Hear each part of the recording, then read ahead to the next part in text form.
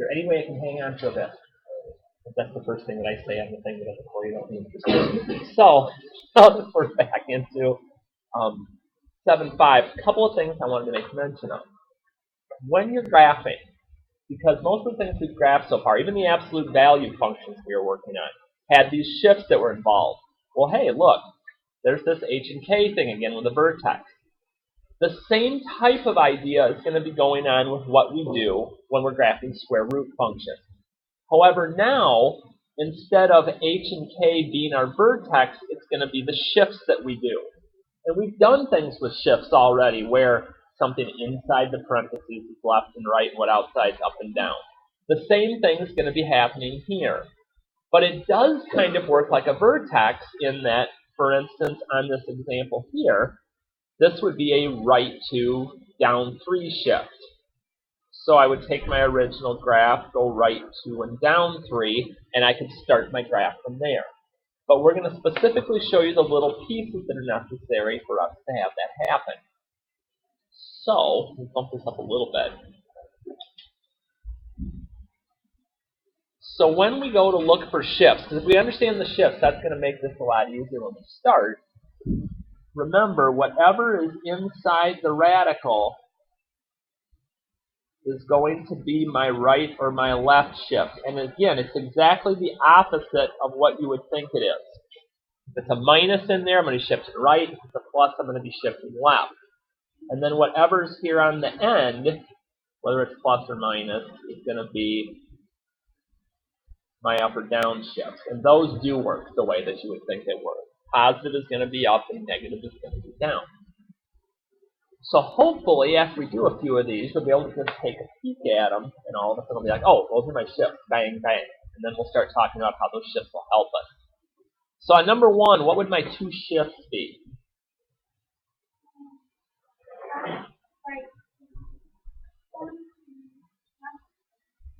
I agree with right 1, and up 2. Whatever's underneath the radical, left or right, whatever's outside the radical, okay, as far as plus or minus goes, is going to be up or down. What about number 2? Right 3 and down 2. And these will be really important, like I said, if you're not going to be using the calculator to do these, because you're going to need to know your shifts anyway, this will actually help out quite a bit. 3, or down 3. And finally, left 2, up 1. So here's how this is going to work.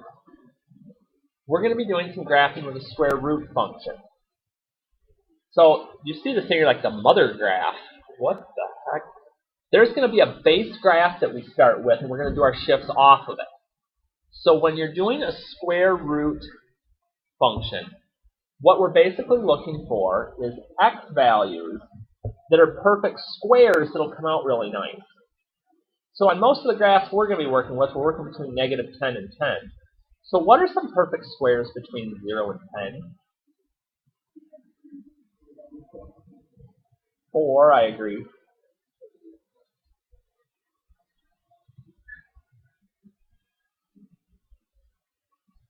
Two other ones. What are things I can take square roots of that are between 0 and 10? 1, and then the obvious one that we never think of, 0. The reason I choose these 4, and even if you don't have the graph itself memorized, if you understand that I'm looking for perfect squares that are less than 10, it's pretty easy to do the mental math. If I do the square root of each of these points, these all end up being coordinate points for my graph, the square root of x. So if I plot those 4 points,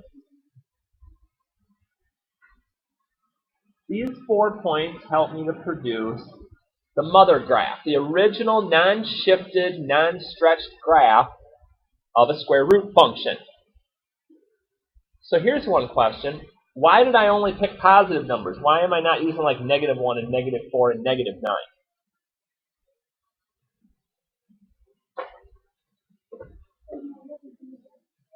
Well, right, they don't have real square roots. That I'd get an error message on here. If you have a calculator that's fancy enough, it may say it's like I or 2I or 3I. We haven't gotten into that stuff yet.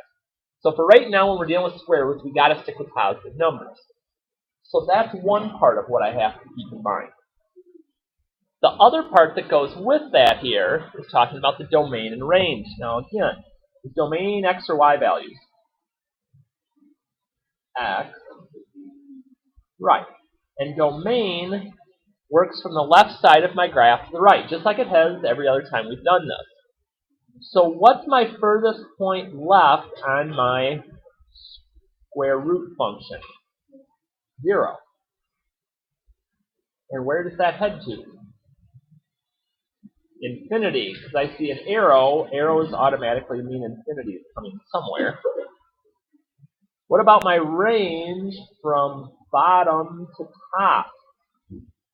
0 to infinity again. My bottom point here is 0, and that's going to keep going up and up and up. Even though it might not go up a whole lot each time, it's still going to keep going that way. And the only time this will change is when I see shifts. So, before we actually get to graphing them, we'll scooch up a little more here. This should look familiar because we just got done dealing with the same thing, except they were absolute value signs around them. Okay? My A, which before was my slope, now that A has a little different of an idea. It's either going to stretch or shrink my graph. In other words, that curve that I get may get wider or narrower based on if you have a number in front, if you have a coefficient in front of your square root. The one other thing that A value that's in front can do is it can flip my graph if it's negative.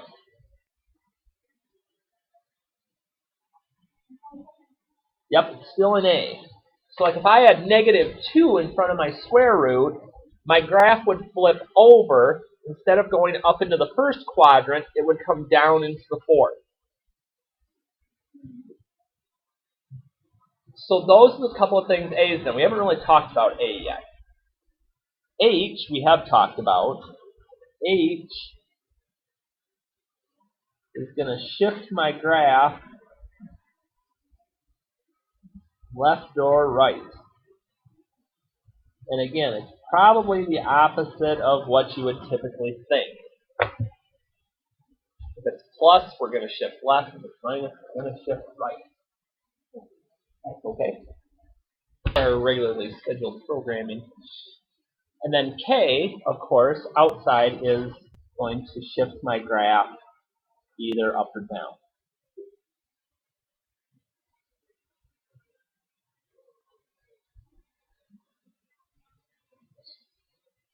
So again, this should be stuff that's kind of familiar because we've done some of these shifts before. It's just been a little bit different of a look when we're doing absolute value equations.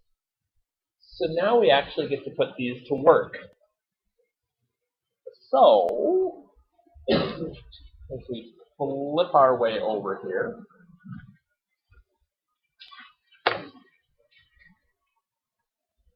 okay, we're going to start graphing the following functions, but we do want to identify the shift first because that's going to make life so much easier on us.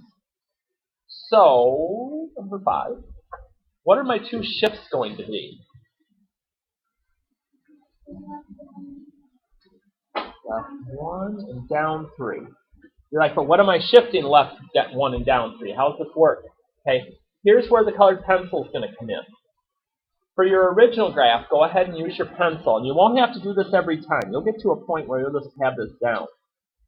We're going to graph our mother graph first.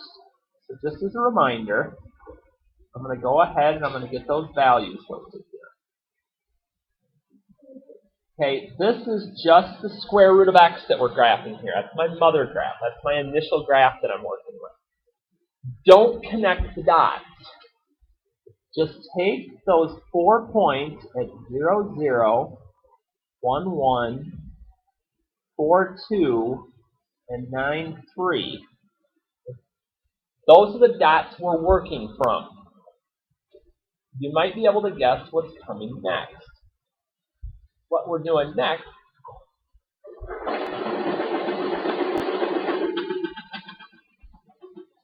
is we're going to take each one of those and do the shifts. Left 1 and down 3. Left 1 and down 3. Nope, just what the shift says.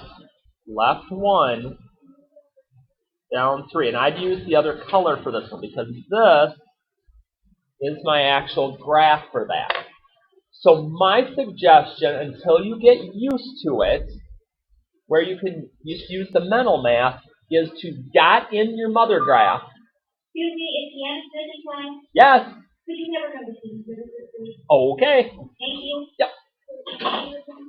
So for each of the points from my mother graph, I went my 2 shifts. So I'd go left 1 and down 3, put a dot. And then left 1 and down 3. And as soon as I made all 4 dots, and then I just connect the dots, and that's my actual graph of this. Yes?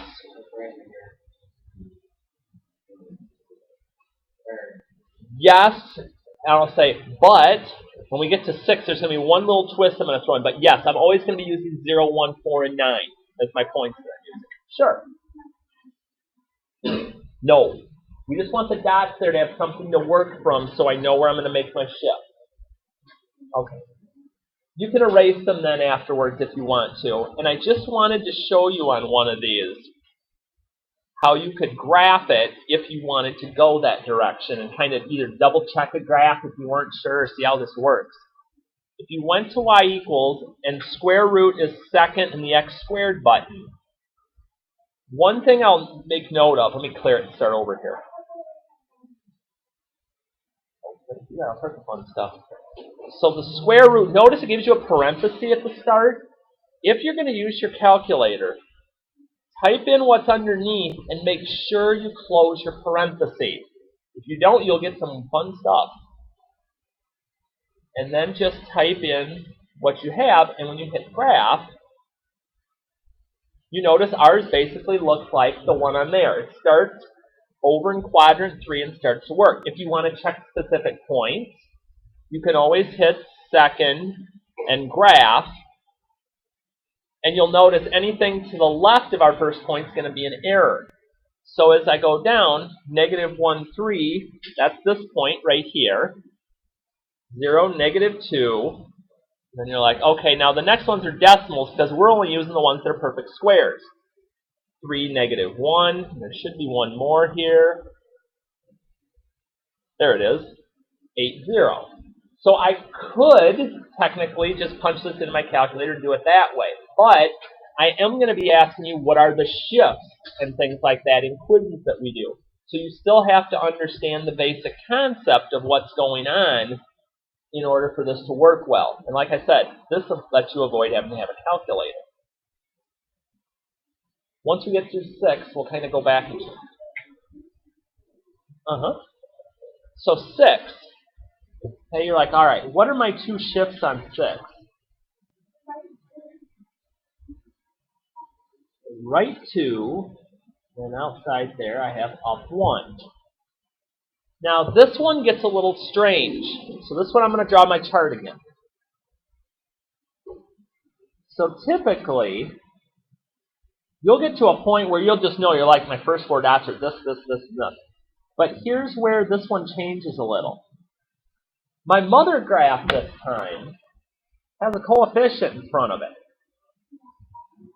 So whatever you get in your y column, okay, so this negative 3 times the square root of x, you're just multiplying your y column times this number. So 0 times negative 3 is still 0. 1 times negative 3 is negative 3. 2 times negative 3 is negative 6. 3 times negative 3 is negative 9. And I'll even cross out my y column once I do that, just to remind myself, these are the points now that are going to create my mother graph. The only time they won't be 0, 0, 1, 1, 4, 2, and 9, 3 is if there's a number in front, if there's an a value. Otherwise, your mother graph doesn't change. So this now, 0, 0, 1, negative 3, 4, negative 6, and 9, negative 9. Those are my points that I use as my mother graph, or my base graph. Once those are plotted, now I do like what I did on the first one. I'm going to take each of those dots, and I'm going to do my shifts. I'm going to go right 2, and I'm going to go up 1. And this is where I kind of myself think the colored pencil comes in handy. Well, I can't go right 2. I'll eyeball it here, kind of. I'll be close. And then again, after we do the shifts, we connect the dots on those, and that is my actual graph. If I punch that into the calculator, that's what I get. I was just going to come back to that. Yeah, I wanted to graph them first, and then we're going to come back and we're going to do the domain and the range. Now remember, with domain and range, domain we're going left to right. Based on what I have here, remind it's red. What's my furthest point to the left on my graph? Negative 1. Okay, because I'm basing it on where x is. Negative 1. And the arrow means we're heading to infinity. This will never change. You will only have your arrow on one end of the line, and it's going to be the end typically that's heading to the right. Sure. The one after the shift, that's the one we're looking at. Yep, once we've shifted them, the red one is the one we're looking at. What about my range? What's my bottom to top? Yep, negative 3, and we're still heading to infinity because it's going to go forever. So you'll notice what changed. Well, my x values changed because I went left 1. That was 0 on my mother graph. My range went down 3. Oh, my shift was down 3. Those things go hand in hand. Same thing when we swing over to 6. Okay, what's my domain? Where's my leftmost point?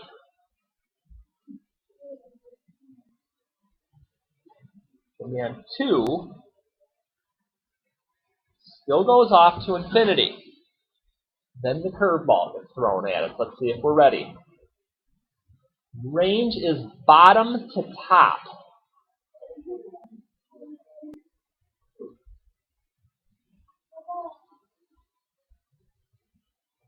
Okay?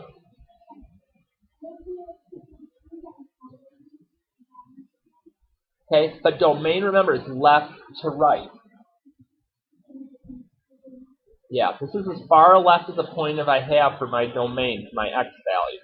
And then they just go off to infinity. Now my range, though, when I'm looking at the bottom, this arrow is going to keep coming down right off the screen and away it goes. So it's going from the bottom up until my top point, which is at y equals 1. So the range can throw you for a little bit of a twist if you end up getting a flipped graph.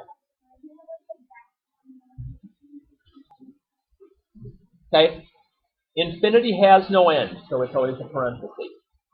This point that I have at the beginning always is included, so that's why I have to have a bracket. If I put a parenthesis, that would be saying I don't want that particular point included. Okay? One more regular graph that we're going to expand a little bit here. And again, if something's getting you at the start as we're going, let me know. I want to get us good on this. Okay, let's get another one here where the mother graph has a little adjustment to do. Now again, this is one of those, you may be at a point now where you could say, okay, I know this is 0, 1, 4, and 9. I get that. And I know normally this would be 0, 1, 2, 3. But I know I have to multiply each of these by 3. So let's see. square root of 0, my mother graph here is this. The square root of 0 is 0 times 3. Okay, that's still 0. Square root of 1 is 1 times 3 is 3. Okay, and if you like doing it with the 3 counts like we did on 6, that's okay. Square root of 4 is 2 times 3 is 6. And the square root of 9 is 3 times 3 is 9. That's my mother graph, not the one I'm connecting. Basically, it's a mirror image of the one that we did in number 6, except now it's above the axis instead of below. So let's see here. Now that I got those, what shifts do I have this time? Okay, left 2, down 1. So for each of these dots, I'm going left 2, down 1. 2, down 1. 2, down, 2, down. Play connect the dots.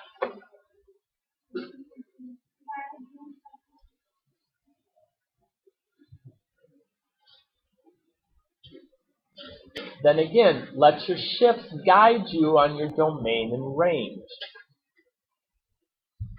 If I shifted left 2, where's my domain going to start? Negative 2. Okay, so even if I didn't have a graph, even if I just knew what my shifts were, I should be able to figure out my domain and range. So then if I go down 1, where's my range going to begin? Negative 1. Down 1 would be negative 1. Still going up to infinity. So again, that's not going to change at all with these. We're just kind of playing connect the dots. Okay, except we've got to shift them around a little. Now there's a couple of other little twists that can get thrown at you. Including, we shift up here, I want to get these up. This f of x and g of x, this function notation. F of x is the original function. Okay? Basically, we're saying f of x is the mother graph. And g of x is the translated function, which basically means after the shifts. Identify the shifts. In other words, if f of x is the mother graph and g of x is what you get once you shift, what shifts did you do? So for 9, what shifts did I do? Left 4 and down 3. And that's all you're doing with these. Okay? Nothing complex. Just looking at the original shift here and figuring out how it changes. So then we have to look at 10. You're like, wait a minute. I haven't seen this. Remember, a square root and something to the 1/2 are one and the same. So this g of x, if you wanted to look at it differently, that's actually what it is. 3 times the square root of x minus 1. So now that we know that, let's see.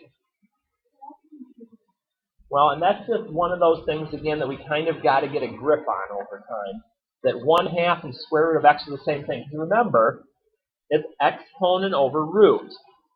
Exponent over root. We assume there's a 1 here. We assume there's a 2 there. So that's why we may not think of it quite as much. On one like this, I wouldn't have to have it. I could, but I don't have to. What's my single shift here?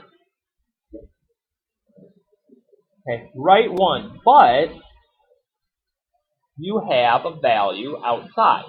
So here's what we're going to do with this, so we're all using the same language.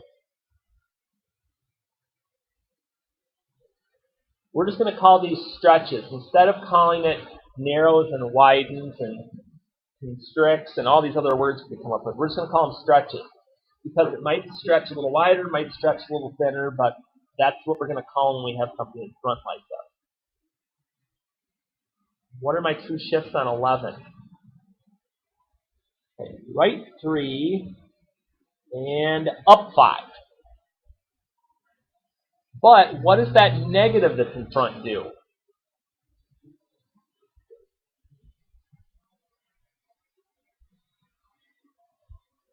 And we have to flip it. Because now my graph is, huh? Yeah, the only stretches are going to come from coefficients out front. If it's just a negative, that would flip it down into the fourth quadrant. Because it would look just like number 6. This one got flipped because there was a negative coefficient in front. So instead of opening up to the right, it would be down to the right. And we flip those. We're like, oh, Harty, gracious, we're going to need 4 days to recover after this. Last twist, but it's a slight one. You're like, oh no, cube root function. Now he's sticking a little 3 in here. Why'd you got to do that? Okay, there's only one difference we are going to have when we are graphing these. And here it comes. Perfect cubes between 0 and 10. I get the easy one.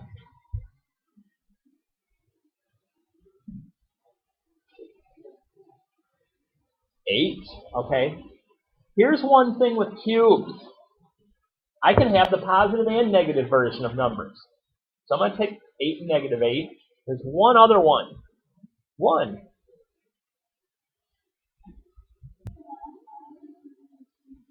Okay, because they're perfect cubes. If I were to list off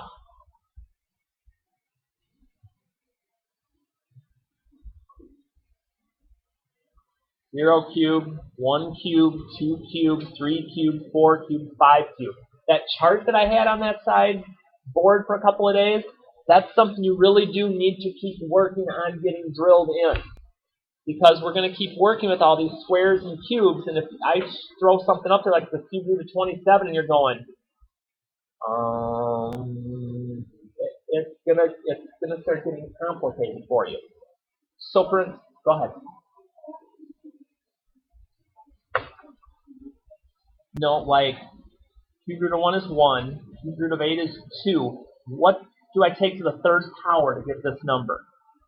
3 cubed is 27, 4 cubed is 64, 5 cubed is 25. Right. So, cube root of 1 is 1. Cube root of negative 1 is negative 1. Cube root of 8 is 2. Cube root of negative 8 is negative 2.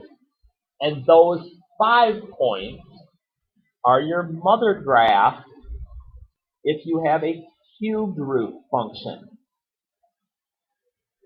And this looks kind of weird. It kind of got a little bit of a snake look to it here. And we've got arrows working on both ends because it continues off to the left and to the right, up and down. But there's one nice thing about domain and range on these. What happens when you have arrows on both ends of these? It's all infinity all the time. Because it does. It forever goes left and right. It forever goes up and down. But this, again, is my mother graph, or my base graph for cubes. So if you know your perfect cubes, and you know your perfect squares, you always can get a mother graph, even if you forget a little part of things. But we're going to deal with these the same way we dealt with the square roots. In that, bump this up a little. Oh, thank you. Okay, so for 12, what are my shifts going to be?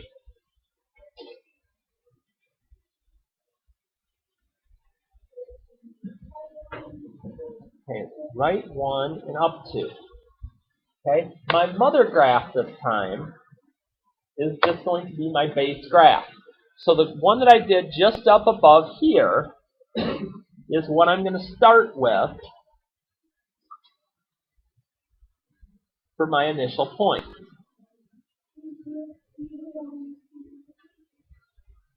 So what's that?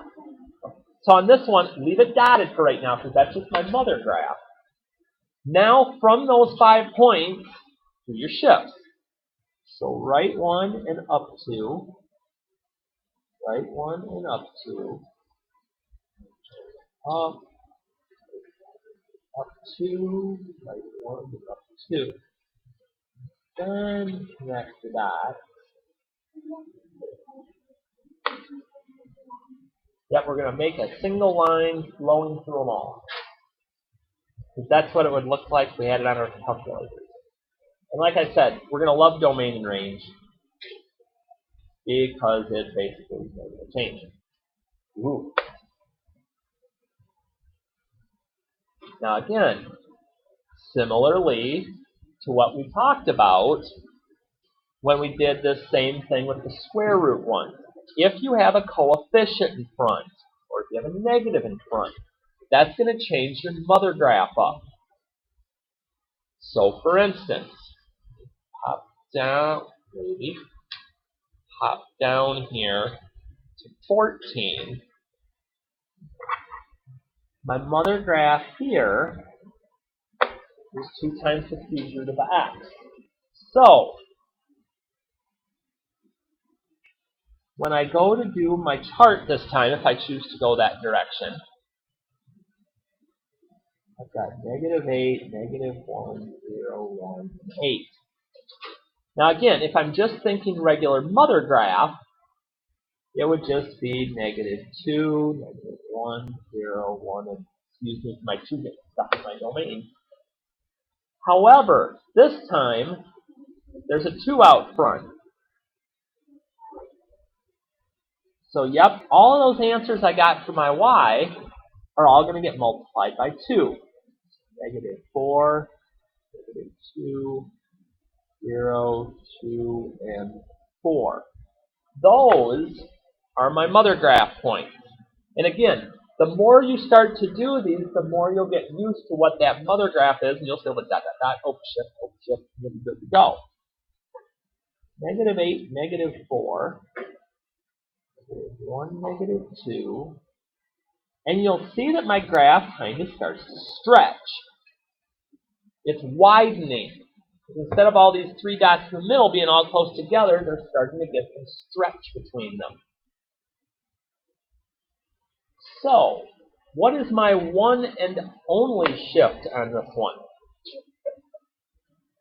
Up 1, because it's not underneath the radical. So each one of those points gets to go up 1 from where it's at, and in my case, I'm going to check the red dot. However, my domain and range is still the same. Woohoo.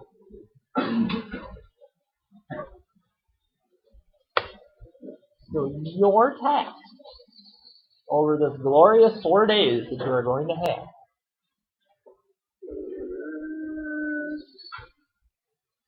is to be working on this. Now again, not all of these are graphs. Some of them are just what's the shift. What's this? What's that? But when, again, domain and range and interval notation with them.